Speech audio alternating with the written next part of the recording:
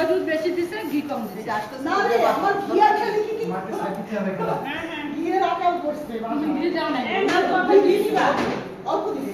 এটাই তো বলছি যে বাবা কথা বলতে না। ঝগড়া করবি না।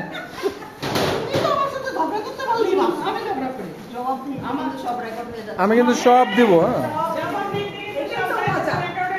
আমার ইতিহাসে নাম আছে, আমি ঝগড়ি, কিন্তু তোমার নাই। ন্যাচারাল লাইভে ভিডিওই তো মজা ইউটিউবে। আমার এডিটিং খুব কম পছন্দ। সেটাই প্রমাণিত। আপা এটা কি আসলে? কোনটা ভাইয়া? এই যেটা কেন ভাই? ভালো লাগছে না?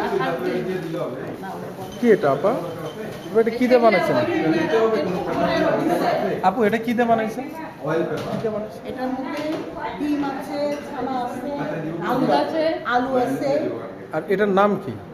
এটা হচ্ছে সাধারণত আমি বলি হচ্ছে ডিমের বরফি। ডিমের? কিন্তু ডিমের বরফি বলা আপা এখানে কি আলু ইউজ করছেন? মিষ্টি আলু। আমি বললাম হচ্ছে কি কথা। মিষ্টি আলু? দেখেন না কথা কয় না? কবি নীরব। কবি নীরব। প্লিজ বলেন। কি দিছেন বলেন তো, সমস্যা নাই। সারা বিশ্ববাসী শিখাবা। সারা জীবন আমি করতেছি না, লিখে আছি। আপা আলুটা বলেন। আর মিষ্টি আলু দিছে। আপার মুখ থেকে শুনতে এই চাই। আপা কথা বল। আবার নীরব থাকেন, সত্য বলার দরকার নেই, মিথ্যা বলার দরকার নেই। তুমি তো দুইটা আলু দিছো। রন্ধন শিল্পীদেরকে অলওয়েজ সত্য বলতে হয়, কারণ তাদের রেসিপি পাবলিশড হয়, তো গোপন রাখার কোনো ব্যাপার নাই। অনেক সুন্দর। যেহেতু মানে রন্ধন শিল্পীরা তো সবাইকে শেখায়, তাহলে গোপন রাখবে কেন? ট্রিক অ্যান্ড ট্রিক্স দুইটাই বলে দিতে হবে, তাহলেই না রন্ধন শিল্পী। রাইট, অনেক সুন্দর। আজকে আমরা রান্নার রুমে আসছি আর কি।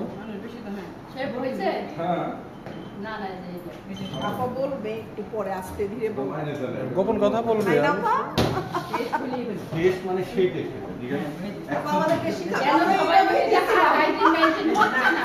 আমি একদম পার্টির জন্য হ্যাঁ বল, উনুনে একটু আগে আমি দিয়ে আসছিলাম। আবার